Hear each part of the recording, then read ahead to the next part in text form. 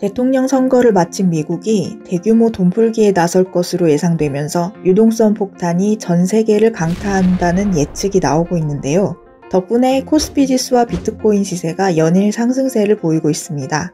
하지만 안전자산으로 꼽히는 국내 부동산에 대한 투자는 정부가 연이어 내놓은 부동산 대책으로 인해 쉽지 않은 상황입니다. 그럼에도 고수들은 귀신같이 규제 틈새 상품을 찾아 나서고 있습니다.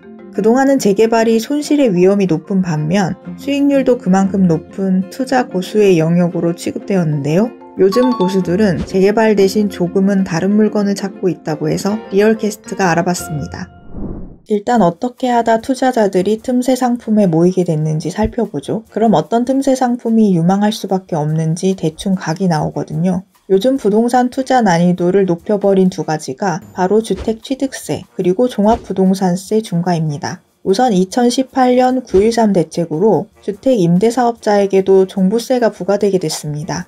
다주택자가 보유세를 피할 수 있는 방법이 사실상 사라진 셈이죠. 거기에 올해 여름 세상을 뒤흔든 7.10 대책이 나와버렸습니다. 이에 따라 유주택자가 신규 주택을 구입할 때는 이제 주택수, 취득지역에 따라 최대 12%까지 취득세를 내야 하며 종합부동산세 또한 2021년부터 세금 과표에 따라 6%까지 인상되었습니다. 네, 표만 봐도 정말 복잡하죠? 여튼 특히 취득세 중과는 주택 투자의 진입장벽을 한껏 올려버린 신의 한 수였는데요. 취득세는 세율이 워낙 높아진 데다 국토부 공시가격이 아닌 실제 취득 가액을 기준으로 하기 때문에 일반적으로 돈 단위가 더 크고 보유세와 달리 집을 사면 곧 내야 하는 세금이니까요.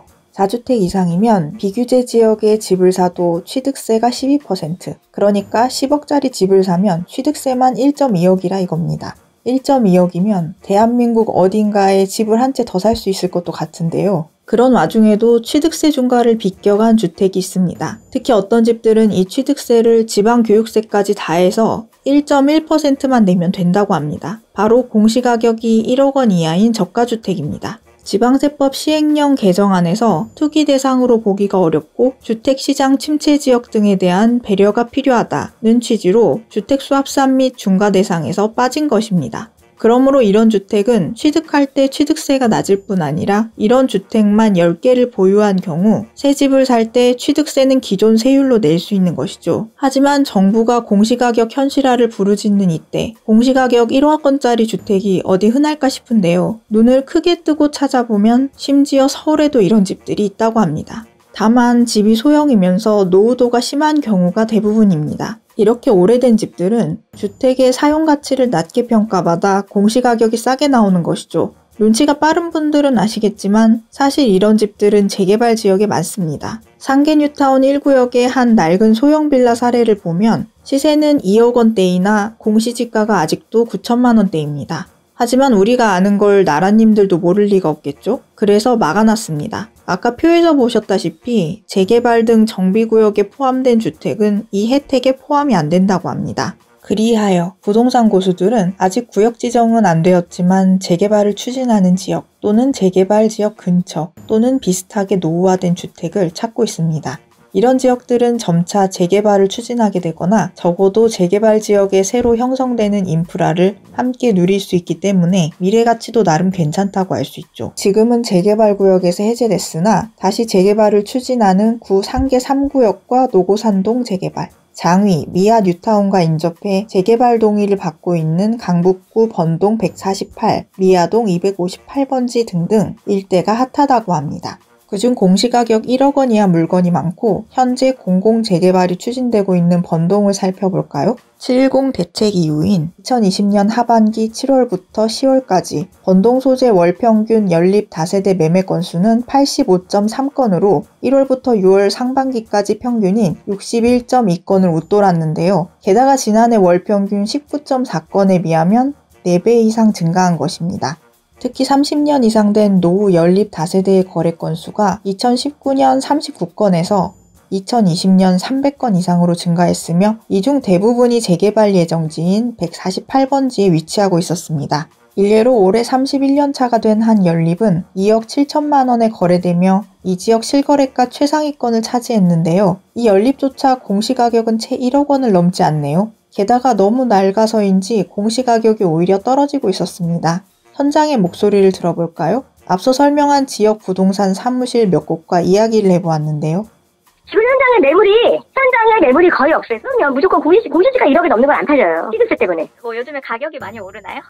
지금 동의율이 지금 40% 넘어가지고 지금 여기 또 공공재개발 신청까지 해가지고 난리예요, 지금.